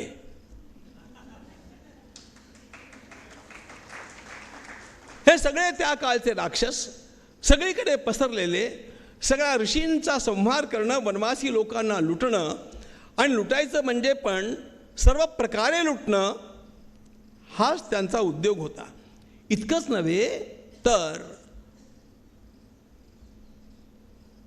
हे सगळे हस्तक कुठपर्यंत पोचलेले होते. आपण रामचरित्राचा अभ्यास जेव्हा करतो तेव्हा विश्वामित्रांच्या यज्ञरक्षणाची गोष्ट सर्वात पहिल्यांदा येते. विश्वामित्रांचा यज्ञ चालला कुठे होता? त्यांचा यज्ञ चालला होता जो त्यांना पूर्ण करायचा होता. हा आत्ताच्या भाषेत बोलायचं, जुन्या भाषेत म्हणायचं तर सिद्धाश्रम, आणि आत्ताच्या भाषेत बोलायचं तर उत्तर प्रदेशातला छपरा जिल्हा. छपरा जिल्हा हा अयोध्या आणि जनकपूर यांच्यामध्ये पडतो. त्या छपरा जिल्ह्यातल्या एका बाजूला महाराज दशरथांसारखे राजे आहेत, दुसरीकडे महाराज जनकांसारखे राजे आहेत. तरी पण एका ऋषीला आपला फक्त 6 दिवस करण्याचा यज्ञ पूर्ण करता येत नाही. कसं होतं ते आत्ता उत्तर प्रदेश, आत्ता हरियाणामध्ये झालेल्या संकटावरनं तुमच्या लक्षात येईल. भगवान महादेवाच्या पूजेकरता गेलेल्या समाजावरती कशा प्रकारे सगळीकडनं आक्रमण या 20व्या शतकातल्या परवा मागल्या आठवड्यात झालं हे आपण बघताय ना. एक साधी पूजा त्यांना करता आली नाही, त्यामध्ये किती लोकांचं बलिदान विनाकारण झालं. तर त्याही वेळेला तिथे ऋषींना यज्ञ करता येत नव्हता. विश्वामित्रांनी काय केलं? यज्ञाच्या रक्षणाकरता रामाला घेऊन गेले असं लोकांना वाटतं. यज्ञाचं रक्षण हे निमित्त आहे खरं म्हणजे. विश्वामित्रांनी विचार केला की जर हे राष्ट्र वाचवायचं असेल तर त्याला एकच उपाय आहे. प्लेटोनं म्हटलं, लेट फिलॉसॉफर्स बी किंग्स और किंग्स बी फिलॉसॉफर्स. राजा उत्तम असावा किंवा जे उत्तम आहेत त्यांना राजे बनवावं. आता थकल्या भागलेल्या दशरथांना आणि जनकांना काही करता येत नव्हतं, बट कॅच देम यंग हा विचार होता विश्वामित्रांचा. आणि त्यांनी 16 वर्षाच्या प्रभू रामचंद्रांना मागून घेतलं. महाराज दशरथ तयार नव्हते. विश्वामित्र, आता तुम्ही एक साधी गोष्ट बघा, यज्ञाचं रक्षण करायचं असतं तर दशरथांनी दिलेले विकल्प आपण वाचा. दशरथांनी म्हटलं मी येतो, मी सेना घेऊन येतो. नाही म्हणाले विश्वामित्र, बट ठीक आहे रामालाच घेऊन जायचं आहे ना, मग रथात बसून घेऊन चला, त्याच्याबरोबर मी सेना देतो. या सगळ्या पर्यायांना विश्वामित्रांनी नकार दिला. का दिला? त्यांना राष्ट्रसंरक्षक राम घडवायचा होता, आणि तो घडवण्याकरता ज्या प्रकारचे संस्कार त्यांच्यावरती करायचे होते ते संस्कार त्यांना सेनाबरोबर असल्यावरती करता येणार नव्हते. राज्यकर्त्यानं, पुढे होणाऱ्या राज्यकर्त्यानं थोडं पायी चाललं पाहिजे, म्हणजे त्याला समाज कळतो. तो समर्थ असला पाहिजे, त्याला काटकपणाच्या सवयी असल्या पाहिजे. हे सगळं विश्वामित्रांनी त्याला दिलं, आणि त्याला राष्ट्रोपयोगी कशा प्रकारचा भावी राजा घडवता येईल अशा प्रकारे घडवलं. आणि खरोखर यानंतर प्रभू रामचंद्रांनी वनवासामध्ये या सगळ्या गोष्टींचा जो परिचय दिला, हे बघा, असं वाटतं का तुम्हाला की अयोध्येत झालेलं, लंकेत झालेलं युद्ध हे भगवती सीतेच्या मुक्तीकरता होतं? असं ज्यांना वाटत असेल त्यांनी बाल रामायण वाचायला हरकत नाही. नुसतं हे बालकांचं रामायण आहे. भगवती सीतेच्या मुक्तीकरता केवळ प्रभू रामचंद्रांनी एवढा मोठा लढा नाही दिला. Ravan was destined to be killed. वयाच्या 16व्या वर्षी प्रभू रामचंद्रांनी ठरवून ठेवलं होतं की मला त्या रावणाला संपवायचं आहे, आणि हे तुम्हाला सगळं वाल्मिकी रामायणातनं मिळेल. डोळे उघडे ठेवून ते रामायण वाचता आलं पाहिजे. कारण रावण हा संपूर्ण विश्वाचं एक आव्हान बनलेला होता. सगळ्या धार्मिक लोकांचं, सज्जन शक्तीचं तो एक आव्हान बनलेला होता. कुणाही सज्जनाला आपले आचार विचार नीटपणे पाळणं, आपल्या संपत्तीचं, आपल्या परिवाराचं रक्षण करता येणं शक्य राहिलेलं नव्हतं. आणि म्हणून he fought not just for Sita. Sita was the last cause but not the only cause. He fought for a national cause, हे लक्षात ठेवा. आणि याकरता प्रभू रामचंद्रांनी, आता साधी गोष्ट आहे, शूर्पणखा आली, शूर्पणखेला मारून टाकता नसतं का आलं? शूर्पणखे, संपूर्ण रामकथेमध्ये शूर्पणखेशी भगवंतांनी केलेला संवाद हा एकच लूज टॉक आहे. भगवान श्रीराम तिला लक्ष्मणाकडे पाठवतात, लक्ष्मण पुन्हा रामाकडे पाठवतात, राम पुन्हा लक्ष्मणाकडे पाठवतात, पुन्हा लक्ष्मण रामाकडे पाठवतात. हा पती चालेल, तो पती चालेल, हे सगळं काय चाललं आहे? भगवान रामचंद्रांच्या मनामध्ये एक गोष्ट पक्की होती की आपल्याला रावणाला संपवायचं आहे आणि ही रावणाची बहीण आहे. आणि म्हणून हिच्याकडनं आपल्याला सगळ्या प्रकारची माहिती काढून घेता येईल. ज्या शत्रूवरती हल्ला करायचा असतो त्याची सगळी माहिती आपल्याकडे असणं फार आवश्यक असतं. आणि सगळी खरी माहिती जी असते ना, ती अशा लूज टॉकमध्येच मिळते, चहा घेता घेता मिळते. इंटरव्ह्यूमध्ये मिळत नाही. इंटरव्ह्यूमध्ये माणसं खोटं बोलण्याकरता प्रिपेअर होऊन गेलेली असतात.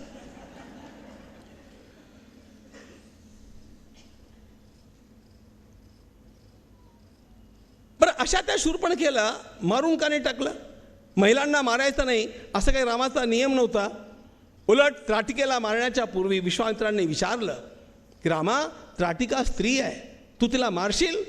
भगवंतानं लगेच आपल्या जीवनाचं मिशन स्टेटमेंट सांगून टाकलं. गो ब्राह्मण हितार्थाय देशस्य च हिताय च. गाई कापणारा, वेदपाठी विप्रांना मारणारा आणि जनतेला लुटणारा कोणी असो त्याला मी ठार केल्याशिवाय राहणार. हे भगवंताचं 16व्या वर्षीचं मिशन स्टेटमेंट आहे.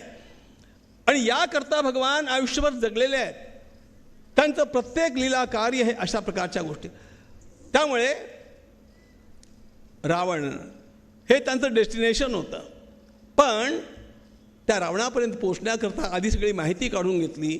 शूर्पणखेला मारून टाकता आलं असतं. आणि मारून टाकण्या इतकं कारण होतं, कारण शूर्पणखेनं सीतेला ठार करण्याकरता उडी घेतली होती, हातामध्ये कट्यार घेऊन. सीतेला मारण्याकरता जिनं उडी घेतली, तिला लक्ष्मणाला ठारही मारता आलं असतं. पण तसं केल्यानं कार्य साधणार नव्हतं. भगवंताला करायचं हे होतं, हिला विद्रूप करून टाकलं. म्हणजे ही रडत रडत लंकेला जाईल आणि लंकेचा राजा त्यानंतर ही त्याला निश्चितपणे पुन्हा पुन्हा डिवचेल. आणि त्यामुळे त्याला माझी काहीतरी छेडछाड करावी लागेल. रावणानं आपली छेडछाड करावी आणि त्यानंतर रावणावरती आपल्याला आक्रमण करण्याकरता संधी मिळावी, ही भगवान रामचंद्रांची योजना होती. अशा प्रकारचं काहीतरी छेडछाड केल्याशिवाय आक्रमण केल्यानं इंटरनॅशनल लॉमध्ये भगवंताची पोझिशन जरा वीक झाली असती. आणि त्यामुळे भगवंतानं मनोचुनौती दीन, गोस्वामीजींचे शब्द आहेत. भगवान रामचंद्रांनी रावणाला आव्हान दिलं, मनोचुनौती दीन. आणि त्यानंतर ज्या घटना ज्या होणार त्याकरता भगवान श्रीराम सिद्ध होते. त्यांनी आपली तयारी करून ठेवलेली होती. आणि या सगळ्या उपक्रमामध्ये जे अत्यंत महत्त्वाचं कार्य भगवंतानं 14 वर्षाच्या वनवासाचा उपयोग करून केलं, हे बघा, परिस्थिती निर्माण कशी होईल हे आपल्या हातात नसतं. पण परिस्थिती कशी निर्माण झाली तरी त्याचा सदुपयोग कसा करता येईल हे मात्र एखाद्या पुरुषार्थी वीराच्या हातात असतं. परिस्थिती अनुकूल असेल तरी त्याचा उपयोग करता यावा, ती प्रतिकूल असेल तरी त्याचा उपयोग करता यावा. भगवान रामचंद्रांनी या 14 वर्षाच्या वनवासाचा जो उपयोग केला, वाल्मिकी रामायणातली पानं चालताना मन भरून येतं. एखाद्या ऋषीचं आश्रम हेडक्वार्टर मानून आणि भगवान आसपासच्या वनवासी लोकांच्या वस्त्यातनं हिंडतायत. भिल्ल, गोंड, संताळ या सर्वांच्या मध्ये हिंडतायत. त्या सर्वांशी आपलं सख्य निर्माण करतायत. आणि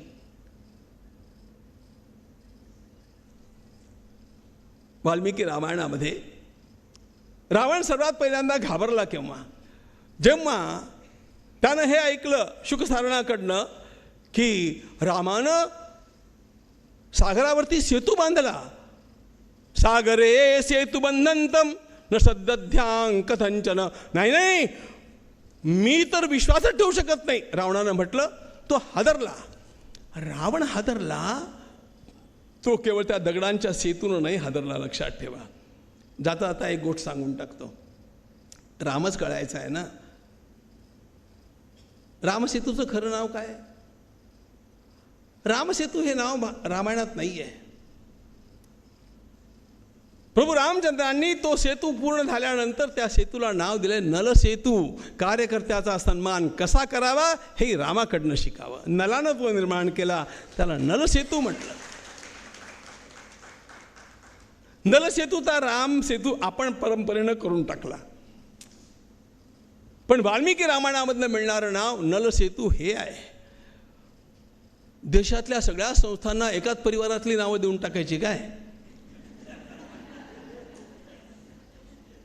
हीच रावणी वृत्ती आहे.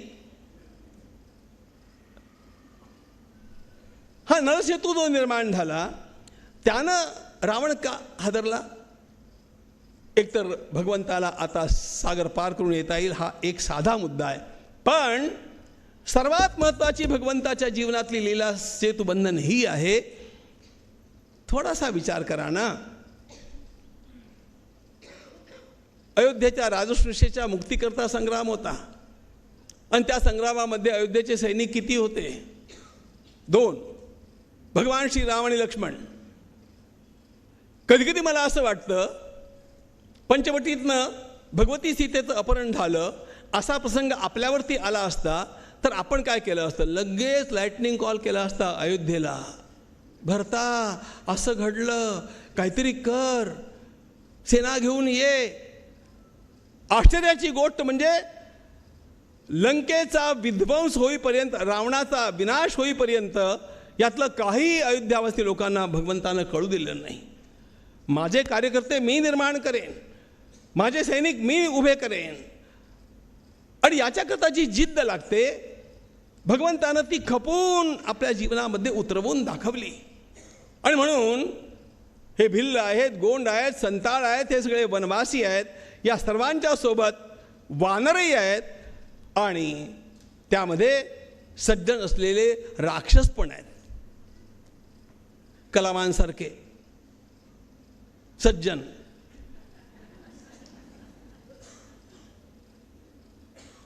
विभीषण तसा होता ना. भगवंताने या सर्वांचं संघटन उभं केलं. हा संघटनेचा सेतू. हातात हात घेऊन, हृदयात हृदय मिळवून ही सगळी सेना जी त्या ठिकाणी उभी झाली. आश्चर्याची गोष्ट आहे, भगवान रामचंद्रांचं व्यक्तिमत्व काय असेल लक्षात घ्या. अंगदाला पाठवलंय भगवान श्री रामचंद्रांनी. खरं म्हणजे अंगदाच्या वडिलांना रामानं मारलेलं होतं आणि शक्यता हीच होती की रावण अंगदाला फोडण्याचा प्रयत्न करेल. रावणानं ते केलं. अरे तू कुणाचा दूध बनवून आलायस माझ्याकडे? यानं तुझ्या वडिलांना मारलं, तुझा त्या सीतेशी काय संबंध आहे? आणि त्यामुळे तू परत जा, माझ्याशी मिळ, परत जा. म्हणजे किष्किंधेचं राज्य जे तुझ्या काकांना दिलंय सुग्रीवाला ते तुला मी देवतो आणि सीता मला मिळेल. किती छान ऑफर होती. कसं हृदय जिंकलं असेल अंगदाचं भगवंतानं. अंगद बदला नाही, अंगद फुटला नाही. अरे छत्रपती शिवाजी महाराजांच्या मावळ्यांची नाळ तिथपर्यंत पोचते. हम थकेंगे नहीं, रुकेंगे नहीं, झुकेंगे नहीं और बिकेंगे भी नहीं. तो विकला नाही गेला. हा जो सेतू हृदयाला हृदय जोडून भगवंतानं उभा केला होता हा सर्वात महत्वाचा होता.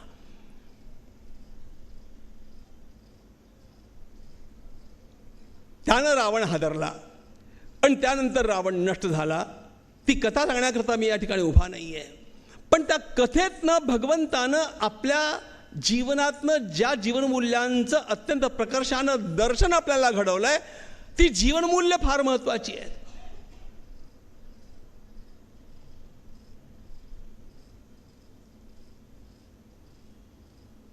प्रत्येकावरती अतोनात प्रेम रामानं केलं. आधी वनवासी समाजामध्ये आपण जा, वनवासी लोकांना राम म्हटलं की तो आपला वाटतो, सर्व वनवासी लोकांना वाटतो, उत्तमोत्तम शहरी लोकांनाही वाटतो, अभ्यास करणाऱ्यांनाही वाटतो, सामान्यातल्या सामान्य वनवासीला पण राम आपला वाटतो. इतकं प्रेम परंपरेनं त्याच्याबद्दलचं जे चालत आलंय त्याचं दर्शन खरोखर मी तर माझ्या बालपणापासून रामकथा ऐकतो आहे, बोलतो पण आहे, सांगतो पण आहे, अभ्यासही करत राहतो. पण रामो रामो रामैति जनानाम अभवद्रवः. रामराज्याचं वर्णन करत असताना महर्षी वाल्मिकी म्हणतात, सगळीकडे राम राम राम हे नाम दुमदुमून गेलं. राममयम जगदभूत, सगळं जग राममय होऊन गेलं. याची खरोखर अनुभूती जेव्हा या समर्पणाच्या साठी प्रवास घडला तेव्हा आम्हा सर्वांना घेता आली. राष्ट्रपती भवनामध्ये पहिली भिक्षा घेऊन मी त्या रामलल्लाच्या मंदिराकरता पहिली भिक्षा तिथून घेऊन जो निघालो, तो सामान्यातल्या सामान्य झोपड्यांच्यापर्यंत गेलो. पण या झोपड्यातल्या लोकांच्यामध्ये जी प्रभू रामचंद्रांच्या बद्दलची असलेली श्रद्धा, आसक्ती,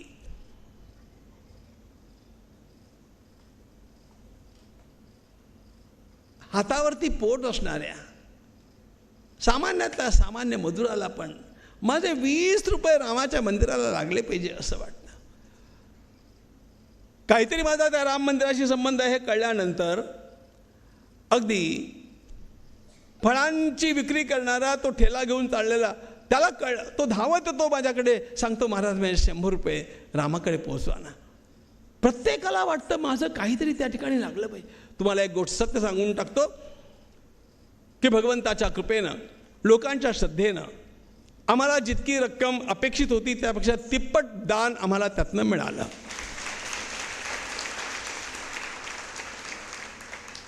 पण ते जे मिळालं ते मिळत असतानाही आम्हाला हे जाणवलं शेवटी की लोकांच्यापर्यंत आम्ही अजून पोहोचलोच नाही. कित्येक लोकांच्या मनामध्ये खंतच राहून गेली की आमचं देण्याचं राहून गेलं. अशा प्रकारचं रामावरती असलेलं हे प्रेम त्याच्या जीवनमूल्यांच्यामुळे.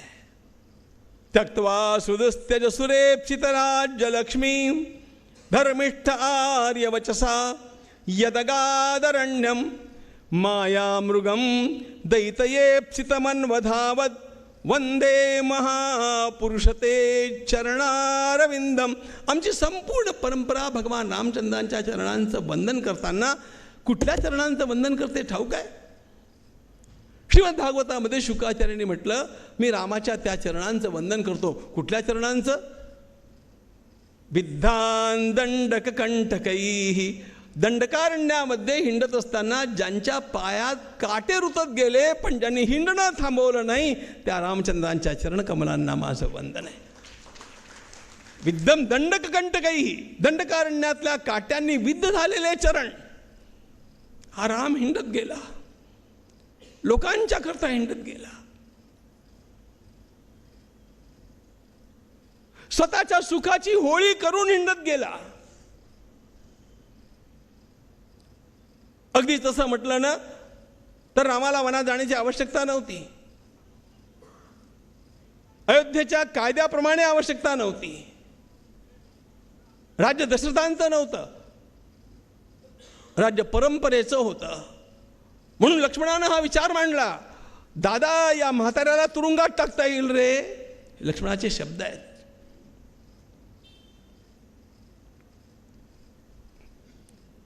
बद्धताम बद्धतामपि. त्याच्यावरती इम्पिचमेंट होईल, त्याला तुरुंगवास मिळेल किंवा त्याला प्राणदंड मिळेल. इतका मोठा अपराध तो करतोय. त्यामुळे याला एक साधी गोष्ट आहे. लक्ष्मणाचं म्हणणं केवळ आवेशातलं नाही आहे, ते कायदेशीर आहे. राज्य दशरथांचं नाही आहे, परंपरेचं आहे. व्यक्तिगत संपत्तीसुद्धा तिचं वितरण करत असताना, हस्तांतरण करत असताना काही नियम पाळावे लागतात. त्यात अर्न्ड प्रॉपर्टी काय आहे, अनअर्न्ड प्रॉपर्टी काय आहे, त्याप्रमाणे तिचं वितरण होतं. ज्या सिंहासनावरती महाराज दशरथ बसले त्या सिंहासनाचा नियम हा आहे की ज्येष्ठाला राज्य मिळालं पाहिजे. संसदेनं ठराव पास केला आहे की प्रभू रामचंद्रांचं त्यांचाच अभिषेक झाला पाहिजे. ऋषीमंडलींनी हे म्हटलेलं आहे, संसदेनं हे म्हटलेलं आहे. महाराज दशरथांचा समोरचा प्रश्न हा आहे की आता मी असत्यापासून सुटू शकत नाही. जर मी कैकेयीनं म्हटलं त्याप्रमाणे केलं तर संसदेत मी खोटं बोलल्याचं सिद्ध होईल. कल्पना करा ना, संसदेमध्ये का आता प्रस्ताव पारित झाला आणि दुसऱ्या दिवशी प्रधानमंत्रींनी जाऊन सांगितलं की आपण काल हा ठराव पास केला, पण माझ्या पत्नीनं सांगितलं आहे की आपण थोडा बदलूया. Who is your wife? आता मुद्दा लक्षात येईल तुमचा. राज्य दशरथांचं पर्सनल प्रॉपर्टीतलं नाही आहे, हे परंपरेचं राज्य आहे. ते परंपरेच्या नियमाप्रमाणे दिलं जाणार, हस्तांतरित होणार आहे. आणि म्हणून लक्ष्मणांच्या म्हणण्याला फार मोठं वेटेज आहे. रामाच्या ठिकाणी दुसरा कोणी असता आणि तो अडला असता तर दशरथांची काही धडगत नव्हती. रामाचं रामत्व कशात आहे? विद्रोह करण्याकरता, त्याचं नेतृत्व करण्याकरता लक्ष्मण उभा आहे. अयोध्येतले सगळे तरुण रामाच्या बाजूला आहेत. पण तरी श्रीराम म्हणतात, लक्ष्मणा, आपल्या ज्या पित्यानं आयुष्यात कधीच काही चूक केली नाही, जीवनाच्या अंती तो एका पेचात सापडलेला असताना त्याला त्या पेचातनं सोडवणं हे पुत्राचं कर्तव्य आहे. मला माझ्या अधिकाराचं शिक्षण देऊ नकोस. मला माझं कर्तव्य काय आहे हे कळतं आणि मी माझ्या कर्तव्याच्या मार्गानं जाणार आहे.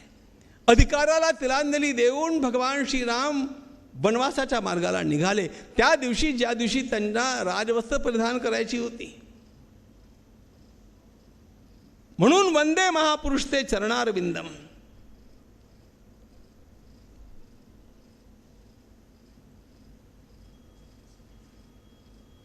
हा राम आपल्याला कसा कळणार?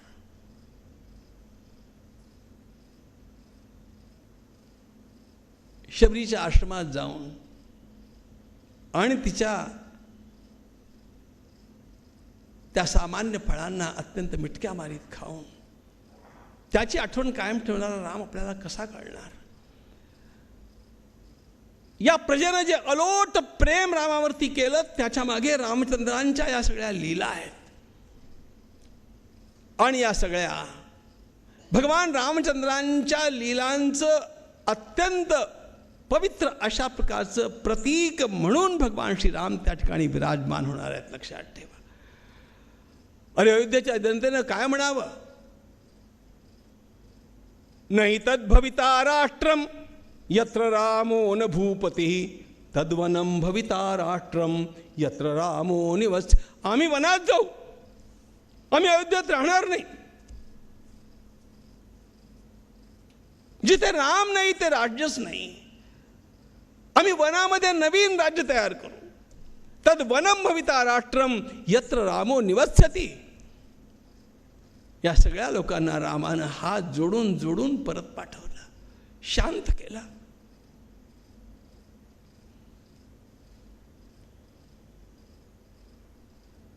आपल्या आईवडिलांच्यावरती अतोनात प्रेम करणारा,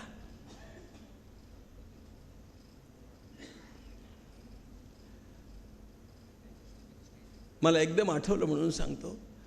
माऊलींनी क्षमा शब्द वापरलाय, अनाक्रोशे क्षमा. काय असते अनाक्रोशे क्षमा? काही मातेबद्दल तेव्हापासून आतापर्यंत जे काही लिहिलं गेले ते आहेच. लोकांनी छीथू केली त्या कैकेयीची. चित्रकूटातनं भरताला आणि शत्रुघ्नाला परत पाठवताना भगवंतानं भरताला जाऊ दिलं, शत्रुघ्नाला थांबवून घेतलं आणि सांगितलं, तुला माझी आणि सीतेची शपथ आहे, 14 वर्ष तुझ्यावरती एक जबाबदारी टाकतोय. संपूर्ण अयोध्येमध्ये कुठेही कैकेयी मातेच्या विरुद्ध एकही स्वर निघता कामा नये, ही जबाबदारी तुझ्यावरती आहे, माझी शपथ आहे तुला. कैकेयी माते करता जी त्याच्या संपूर्ण जीवनाच्या वनवासाला कारण ठरलेली होती. अनाक्रोशे क्षमा काय असते ती ही आहे. या सगळ्या जीवनमूल्यांची साकार मूर्ती म्हणजे भगवान श्रीराम. आणि म्हणून या राष्ट्राचा स्वाभिमान बिंदू श्रीराम, श्रद्धा बिंदू श्रीराम. आमच्या शत्रूंना ही मंदिरं तोडत असताना एकच डोक्यामध्ये असतं, या मानबिंदूचं मर्दन केलं म्हणजे आपोआप या हिंदू समाजाच्या मनाचं मर्दन होईल आणि यांच्या मनाला मारलं की पुन्हा यांना उठण्याची हिंमतच राहणार नाही. एखाद्या समाजाला नष्ट करायचं असेल तर त्याला शस्त्रांनी मारून चालत नाही, त्याचं मन मारावं लागतं. चाणक्यानं म्हटलं, शस्त्रैर हता तुरिपवो न हता भवंती, प्रज्ञा हता तुरिपवो सुहता भवंती.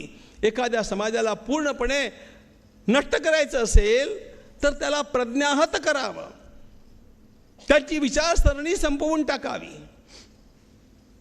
अरे याकरता तर इंग्लिश एज्युकेशन आपल्या देशामध्ये सुरू करण्यात आलं.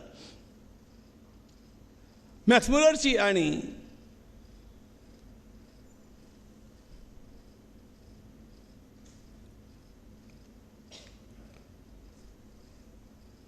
त्यांच्या साथीदारांची, मेकॉलेची पत्र उपलब्ध आहेत की काय पत्र आहेत ती?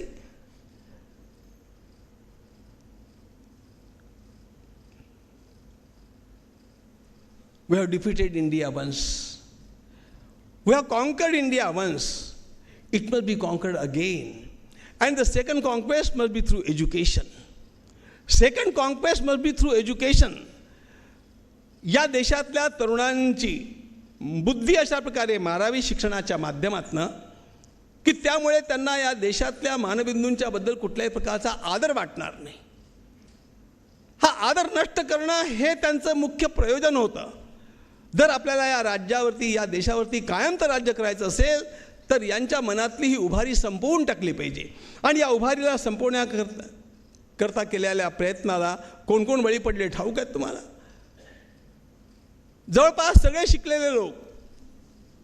ज्या अरविंदांनी आपलं उत्तर जीवन संपूर्ण भारत मातेच्या आणि सनातन धर्माच्या सेवेकरता अर्पण केलं, त्या अरविंदांचे वडील कृष्णधन घोष यांनी आपली दोन्ही मुलं अरविंद आणि बारिंद्र यांना विलायतेला कशाकरता पाठवलं? त्यांना भारतीय संस्कारांचा वारही लागता कामा नये.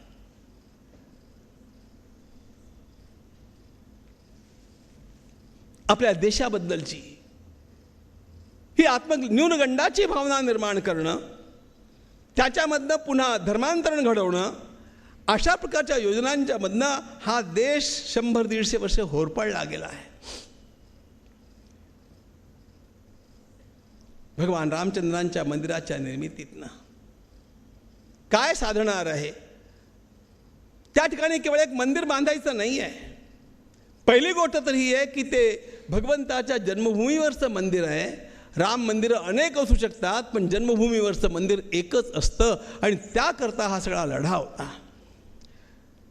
आणि या लढ्यातनं त्या ठिकाणी आता उभं राहत असलेलं मंदिर हे खरोखर आमच्या राष्ट्राच्या पुन्हा जागृत होत असलेल्या अस्मितेचं प्रतीक आहे, हे लक्षात असलं पाहिजे.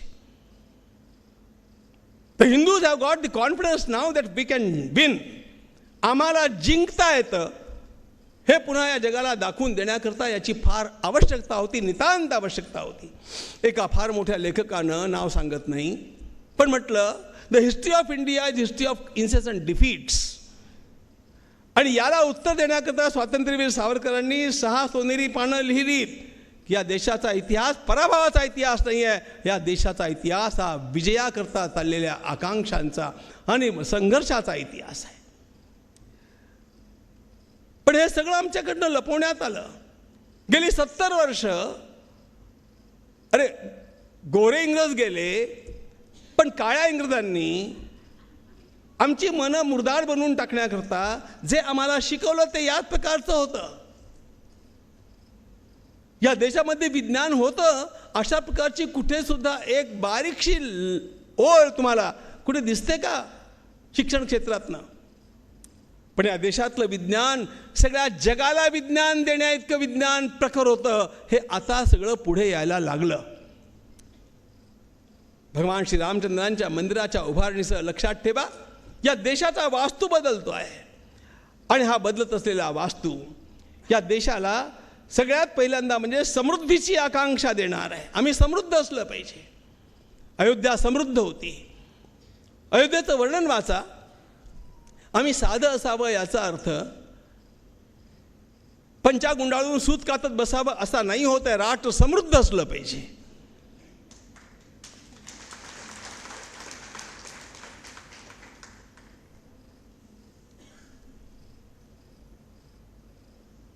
समृद्धीला विकल्प नाही, लक्षात ठेवा. समृद्धी नसेल तर जगात कोणी तुम्हाला विचारणार नाही. या देशाच्या समृद्धीची वाटचाल सुरू झालेली आहे की नाही बघा. राष्ट्र समृद्ध असायला हवं, राष्ट्र समर्थ असायला हवं. भगवान रामचंद्रांच्या लीलेतला एक महत्त्वाचा पैलू तुमच्या लक्षात येतो की नाही? का आम्हाला रामच समोर हवा? या सगळ्या जीवनमूल्यांचं तो प्रतीक आहे. रामानं सगळं काही सोडलं. अयोध्या सोडली, आईवडिलांना सोडलं, आवश्यकता वाटली तेव्हा अपरिहार्यपणे भगवती सीतेचा त्याग केला. आणि रामकथेच्या शेवटच्या अध्यायात सर्गात आपण बघू शकता लक्ष्मणाचाही त्याग केला. पण भगवान रामचंद्रांनी न सोडलेली एकच वस्तू आहे आणि ती म्हणजे त्यांनी धनुष्य कधीही सोडलं नाही. भगवद्गीताकार भगवान रामचंद्रांचं स्मरण करता ते राम शस्त्रभृताम, शस्त्रधारी लोकांच्या मध्ये मी श्रीराम आहे. शस्त्र टाकून देता कामा नये. शस्त्र परजून तयार असलं पाहिजे. शस्त्र वापरण्याची वेळच येत नाही, ती येऊच नये. पण आपल्या हातात शस्त्र नसेल तर गुंडांचं फावतं, हा सिद्धांत आहे. आणि म्हणून आपली शस्त्र नेहमी बळकट असली पाहिजेत. भगवान श्री रामचंद्रांनी आम्हाला प्रतिकार शिकवला. समर्थांनी एवढ्या करता रामाची प्रतिमा जय जय रघुवीर समर्थ असं म्हणत जी समोर ठेवली ती एवढ्या करता भगवान श्रीराम प्रतिकाराची देवता आहे. आम्ही सहन करत जाऊ, याला एक सीमा असते. आणि सहन करणं हा वैयक्तिक धर्म होऊ शकतो, हा राष्ट्राचा धर्म असत नाही.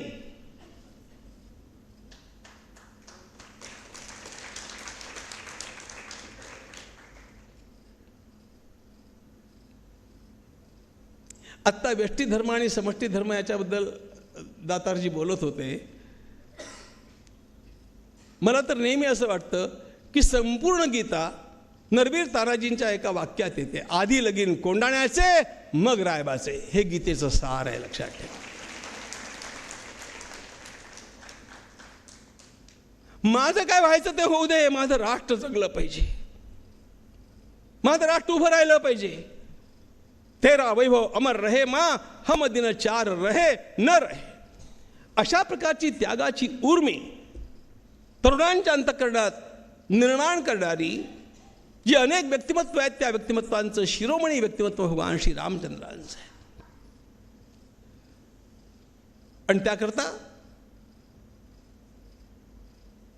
प्रतिकार. असं वाटतं का तुम्हाला की जगात सज्जनांचा विजय होतो? असं वाटत असेल तर तुम्ही खुळे आहात. जगात विजय नेहमी शक्तीचा होतो, लक्षात ठेवा.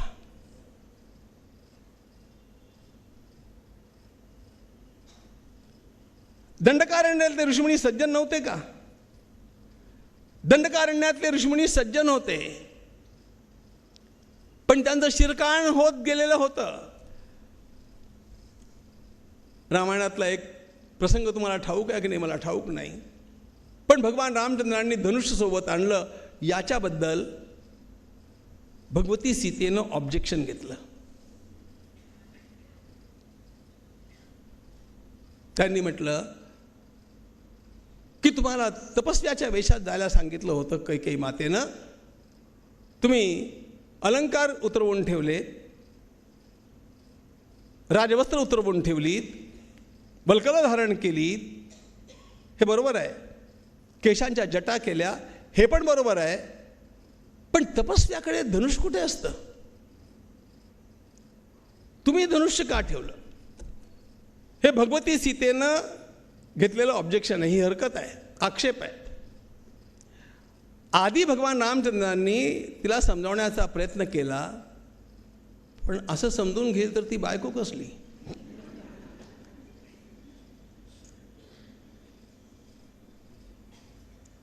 तेव्हा भगवान रामचंद्रांनी तिला समोरचा ढीग दाखवला. सीते हे काय बघ. आणि जवळ जाऊन पाहिलं तेव्हा मानवी हाडांचे सांगाडे. तेव्हा भगवती सीतेने विचारलं की हे कुणाचे सांगाडे आहेत? प्रभूंनी सांगितलं हे ऋषीमुनींचे आहेत. कोणी मारलं त्यांना? राक्षसांनी मारलं. भगवती सीतेनं म्हटलं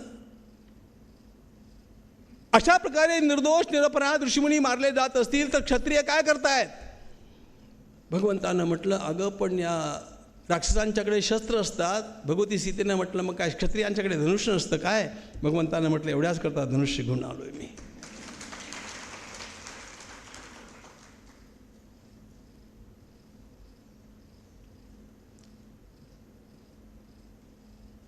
महाभारतामध्ये तपस्वी किंवा तप याची व्याख्या काय आहे? यक्षानं प्रश्न विचारला, धर्मराजानं उत्तर दिलं तपस्वधर्मवर्तित्वम तपस्वधर्मवर्तित्वम. आपलं कर्तव्य चोखपणानं कष्ट सोसत पार पाडणं याला तप म्हणतात. क्षत्रियाचं कर्तव्य आहे सगळ्यांचं संरक्षण करणं, आणि या त्याच्या क्षत्रियाच्या कर्तव्याचं उपकरण त्याची शस्त्र आहेत. आणि म्हणून शस्त्र चालवणं, शस्त्र बाळगणं आणि शस्त्रांनी पापी लोकांचा नाश करणं, निर्दालन करणं हे क्षत्रियांचं तपच आहे. हा भगवान रामचंद्रांचा मुद्दा लक्षात ठेवा. इतकंच नव्हे, मी तुम्हाला एक मुद्दा विचारतो. भगवान रामचंद्रांच्या बद्दल जे काही आक्षेप घेतले जातात ना, त्यातला एक आक्षेप आहे वालीला त्यांनी आडून मारलं. हा आक्षेप आहे. वालीनं पण हा आक्षेप घेतला. तू आमने सामने का नाही आलास? युद्धच करायचं होतं, आमने सामने यावं. भगवंतानं म्हटलं युद्ध नव्हतं हे, I have punished you. He punishment होती. सुग्रीवानं तुझा काही अपराध केला असेल म्हणून तू सुग्रीवाशी भांडला तर मला काही म्हणायचं नव्हतं. पण सुग्रीवानं केलेल्या अपराधाबद्दल तू त्याच्या बायकोला म्हणजे रुमेला आपल्या अंतपुरात का डांबून ठेवलं?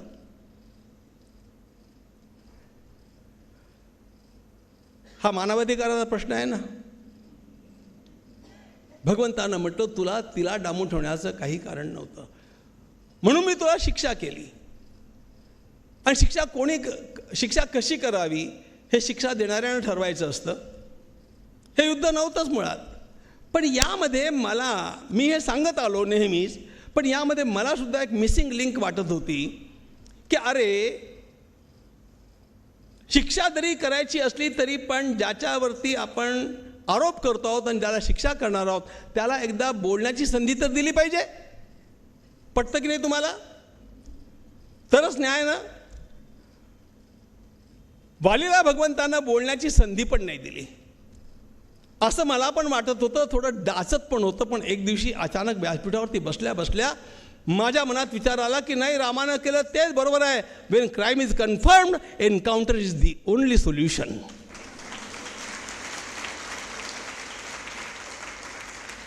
वेन क्राईम इज कन्फर्म, मग बुलडोरच चालवले पाहिजेत.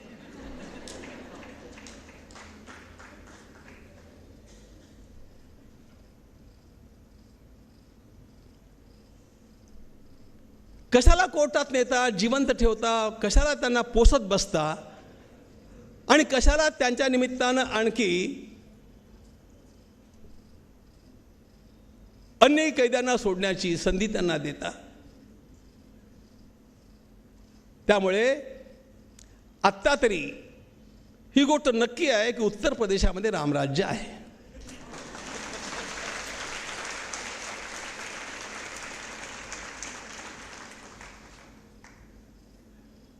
भगवंताच्या या सगळ्या प्रेरणा या नवीन राष्ट्रामध्ये निर्माण करणं आवश्यक आहे. हे राष्ट्र प्रतिकारक्षम असलं पाहिजे, हे राष्ट्र समृद्ध असलं पाहिजे. आत्तापर्यंत आम्ही जगामध्ये झोळी घेऊन हिंडत होतो केवळ. आता पहिल्यांदा आपण दाते झालेलो आहोत. आपण कुणालाही काहीही न घेता त्यांना वॅक्सिन पुरवलं, ही फार मोठी गोष्ट आहे. हे रामाचं काम आहे. राष्ट्र समृद्ध असावं, राष्ट्र समर्थ असावं. आपल्या दोन्ही बाजूला असलेल्या दोन्ही मित्रांना आता याची जाणीव झालेली आहे की आपण उगाच भणभण करता कामा नये. राष्ट्र समरसतेनं भरलेलं असावं. भगवान श्रीराम किती समरस आहेत. अयोध्येच्या क्षत्रियांचं त्यांनी मिलन घडवलं ते शृंगवेरपूरच्या भिल्लांच्या सोबत. त्या भिल्लांचं मिलन घडवलं ऋषींच्या सोबत. ऋषींचं मिलन घडवलं सगळ्या वनवासींच्या सोबत. तुम्ही बघाल काय गोड प्रसंग आहे तो रामायणातला. जेव्हा त्या निषादाज गुहा भगवंताला आपलं नाव सांगत नमस्कार करू लागला होता, भगवान रामचंद्रानं पुढे होऊन त्याला आलिंगन दिलं. नंतर आलेल्या भरतांनी त्याला आलिंगन दिलं. आणि सर्वात महत्त्वाची गोष्ट म्हणजे त्या निषादाज गुहाची रामभक्ती बघून वसिष्ठ मुनींनी त्याला प्रेमानं आपल्या आलिंगनामध्ये घेतलं. ही समरसता आहे, लक्षात ठेवा. हा देश याची दुर्बलता त्याच्या फाटाफुटीमध्ये आहे. हा देश समरस झाला पाहिजे. सर्वांना आपणाला एक बनता आलं पाहिजे. आणि आपणाला एक बनवणारी जी काही सूत्र आहेत त्यामध्ये भारत माता, गंगा यमुना, आपली तीर्थ आणि आपला राम ही सगळ्यात महत्त्वाची सूत्र आहेत. यांच्यामुळेच आपण एकत्र येऊ शकतो.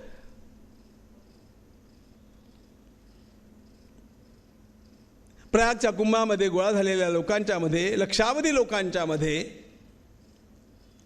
विसरलं जातं मी कोण आहे. प्रदेश, जात, वर्ण, भाषा सगळे भेद लयाला जातात आणि केवळ एकच मंत्र उरतो, हर गंगे हर गंगे हर गंगे. ही रामायणाची अत्यंत मोठी देणगी आपल्याला. ही समरसता. राष्ट्र समृद्ध असलं पाहिजे, राष्ट्र समर्थ असलं पाहिजे, राष्ट्र समरस असलं पाहिजे, राष्ट्र सज्जन असलं पाहिजे.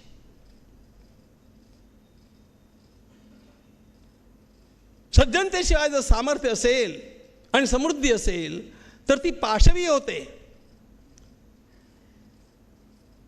ज्या टोपीवाल्या टोळ्यांनी आपल्यावरती आक्रमणं केली त्यांना कुठल्याही धर्माशी घेणं देणं नव्हतं. त्यांना लूटपाट करण्याशी घेणं देणं होतं.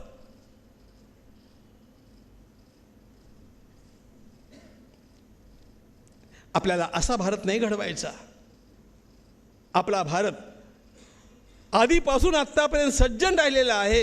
ही सज्जनता पुढे पण टिकली पाहिजे आणि ही सज्जनता राष्ट्राच्या पातळीवरती टिकली पाहिजे. ही कौटुंबिक पातळीवरती पण टिकली पाहिजे. आपल्या आईवडिलांची सेवा करणारी तरुण मंडळी निर्माण झाली पाहिजे.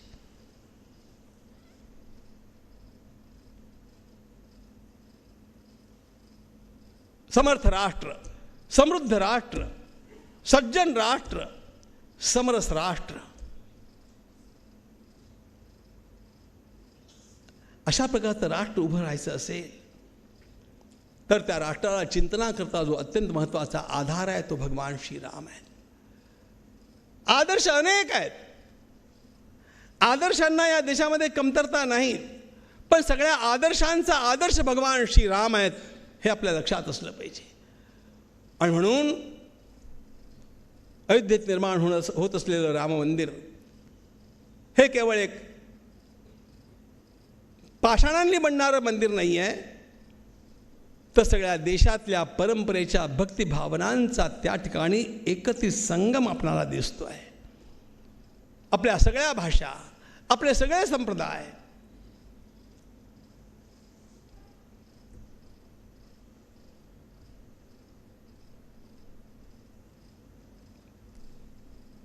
सगळ्या प्रकारच्या आर्थिक पातळ्या या सर्वांचं श्रद्धा केंद्र श्रीराम. आणि सर्वात मोठी गोष्ट म्हणजे स्वाभिमान. हा देश माझा आहे, हा धर्म माझा आहे, मला माझं कर्तव्य करत गेलं पाहिजे. आणि माझं कर्तव्य करत असताना वाटेल तितके कष्ट मला उपसावे लागले तरी मला त्या कष्टांची तमा बाळगता कामा नये. भगवान रामचंद्रांनी आपल्या जीवनाचा होम करून टाकला, जीवनाच्या सुखांचा होम करून टाकला. आणि तो कशाकरता केला? तो सर्वांच्या सुखाकरता केला. मी एक सुंदर वाक्य वाचलं होतं की कुठेतरी, सब मस्ट सफर so that all can enjoy. सर्वांना जीवनाचा आनंद घेता यावा याकरता काही लोकांना कष्ट सोसावे लागतात. अशा प्रकारच्या कष्ट सोसणाऱ्यांचा शिरोमणी भगवान श्रीराम आहे. आणि म्हणून त्याच्या चरणी वंदन आहे. कुठल्याही राष्ट्राला त्याचा मानबिंदू ध्येयबिंदू असावा लागतो. रामाचा विचार केल्यानंतर पाप मनात येत नाही. रामाचा विचार केल्यानंतर स्वार्थ मनात येत नाही.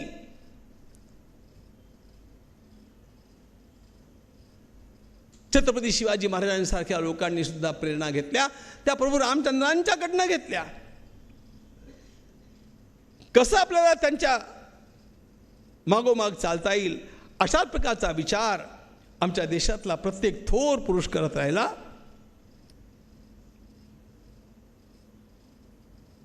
आमच्या कितीतरी पिढ्या निघून गेल्या. असं ढाळत केव्हा होणार रामाचं मंदिर? केव्हा आम्हाला बघायला मिळेल? मला तो दिवस आठवतो. 2020च्या 5 ऑगस्टला जेव्हा त्या भूमिपूजनाच्या निमित्तानं कार्याचा शुभारंभ होत होता, तेव्हा कोट्यवधी डोळे त्या टीव्हीच्या स्क्रीनवरती चिकटलेले होते अयोध्येचं दृश्य बघण्याकरता. डोळ्यातनं घळघळा अश्रू लोकांचे वाहत होते. त्या दिवशी आलेल्या मेसेजेसनी माझा मोबाईल भरून गेला. लोकांच्या मनामध्ये आशा अंकुरली. त्या अंकुरानं आता चांगला जोम धरलेला आहे. त्याचं उत्तम रोपटं तयार झालेलं आहे. त्याचा वृक्ष निर्माण होतो आहे. रामाचं मंदिर निर्माण झाल्यानंतर आम्ही तिथे पूजापाठ करत राहणार नाही आहोत, लक्षात ठेवा. आमचं लक्ष भविष्य काळातल्या भारताकडे आहे. आणि त्यामुळे मंदिर पूर्ण होऊ देत, ती आमची पहिली जबाबदारी आहे. पण त्यानंतर या देशातल्या प्रत्येक प्रदेशातल्या निवडक युवकांना बोलावून त्यांना रामाचा आदर्श शिकवणं आणि त्यांना विभिन्न प्रकारे त्या राम श्रद्धेशी परिचित करणं, त्या संस्कारांच्यामध्ये त्यांना रमवणं हा एक भाग. त्यासोबतच आमचे शेजारी असलेले देश, मग नेपाळ असेल, सिक्कीम असेल, बांगलादेश असेल, ब्रह्मदेश असेल, श्रीलंका असेल, ज्याला तुम्ही पाकिस्तान म्हणता तो देश असेल, या सगळ्या देशांच्या मधनं असलेल्या रामप्रेमी युवकांना बोलवावं. त्यांना 15 दिवस 10 दिवस अयोध्येमध्ये ठेवावं आणि त्यांना 15 दिवस अख्खा देश दाखवावा. या देशामध्ये काय काय बघण्यासारखं आहे, या देशाची सुबत्ता कशी आहे, या देशातली मंदिरं कशी आहेत, त्यांना भारतीय संस्कृतीशी परिचित करावं. त्यांच्या मनामध्ये भारताबद्दल आदराची भावना निर्माण करावी. या देशातल्या युवकांनी आपली दृष्टी आपल्या ध्येयाकडे ठेवायलाच हवी. पण आसपासच्या देशातल्या हिंदू युवकांच्याही अंतःकरणामध्ये हे सगळे भाव निर्माण व्हायला हवेत.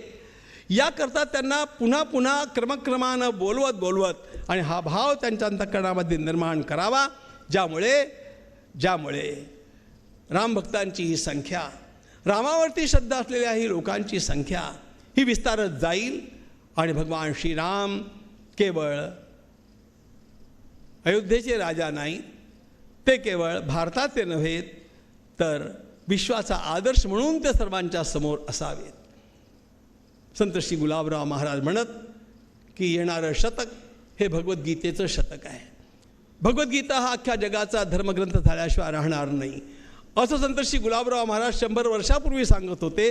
ते दिसायला लागले आम्हाला. त्याचप्रमाणे भगवान श्रीराम सगळ्या जगाचा आराध्य झाल्याशिवाय राहणार नाही आणि त्यासोबत हा आपला भारत देश विश्वाच्या गुरुस्थानी विराजमान झाल्याशिवाय राहणार नाही.